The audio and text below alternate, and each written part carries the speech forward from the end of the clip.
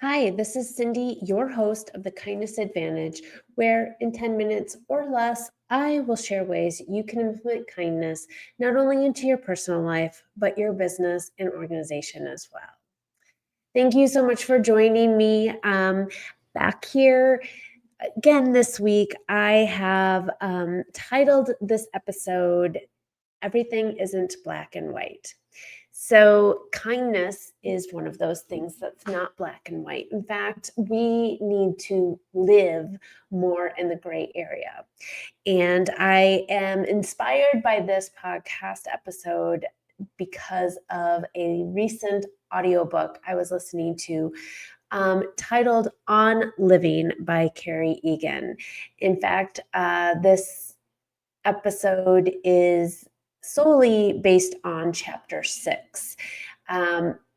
It talks a lot about living in the gray area and understanding the gray area, showing compassion, think about what others are going through.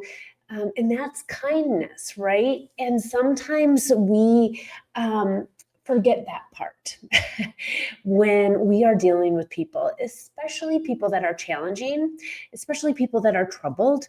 And when we can have a better understanding of their gray area and not realize or be aware that we have gray areas and so doesn't everybody else that we're dealing with. And we need to think about the gray areas in others. And that's the area that you can't see, that you don't know, instead of the black and white that you may be referencing. So something that you're going through, only you understand, and you may react that way towards somebody else, and they only see the black and white. They don't see the gray, the troubled that you're going through. I could use my grief experience as an example. Maybe I am closed off. Maybe I am short. Maybe I'm just sitting there sad. And yeah, you know that my husband passed away, but it's been over a year, so I shouldn't be that way. Um, you don't know the gray area.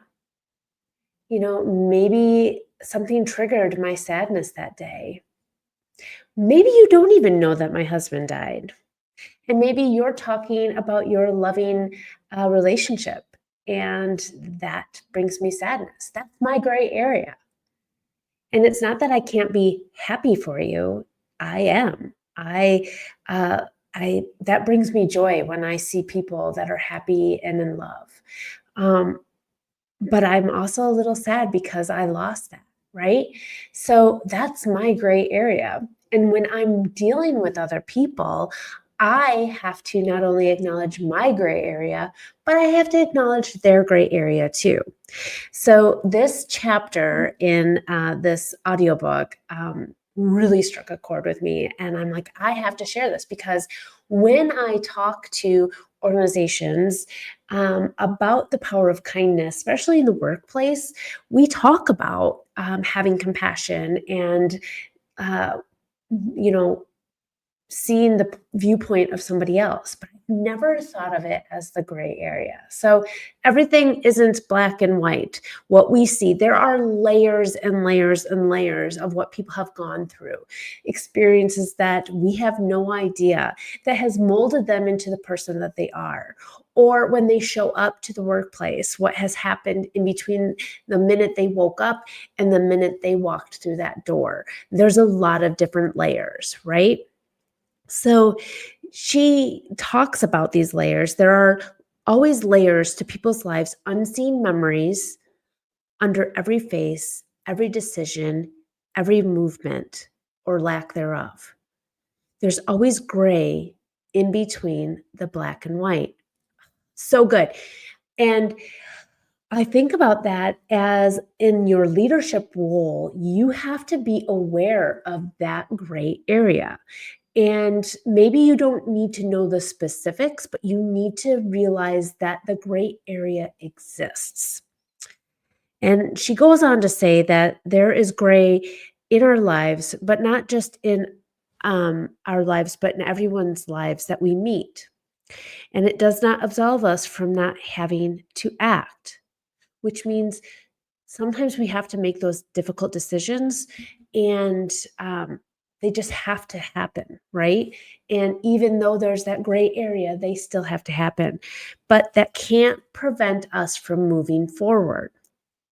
Living in the gray area does not absolve us from not doing the hard things. Remember, kindness takes courage and strength, and you still have to do those hard things, but you do them with kindness. And she goes on to say that perhaps that's the point. It makes judgment of others harder and therefore shaming them harder too. When we can't shame others, it's harder to convince ourselves that they are nothing like us. Oh my God, it's so good. So this book is called On Living, and she is a hospice chaplain, and she shares stories from her patients, her dying patients, and it is not all about death. In fact, it is seriously about living your true best life. And it's a very short read or a short listen if you listen to audiobooks. I read some books and I listen to some books. So I get a little bit of both. But this one I did listen to. She also referenced kindness is not niceness. And if you've attended any of my sessions or listened to my podcast or follow me on social media, you know I've said this too. They are two completely different things. And we use those two words interchangeably. But kindness is not niceness. And she goes on to say that, or putting our heads in the sands or avoiding conflict. It is acknowledging that no life is as it seems on the surface. It is understanding that we never know all the layers in a life and choosing to speak and act from the difficult gray place in all of us. So powerful. I encourage you to listen to this book or go purchase the book. I will put it in the show notes for you. Um, But I also encourage you to think about your gray area and the people that you're surrounded with and recognizing that they have gray area too. Not everything is black and white. There is gray, and we have to start living and loving from that gray area. I hope you have a great day. I hope this episode was impactful. And if it was, please leave me a comment, share it on social, share it with a friend, and make sure you're subscribing to my channel so you don't miss a future episode. And remember, together, we create waves of change through kindness.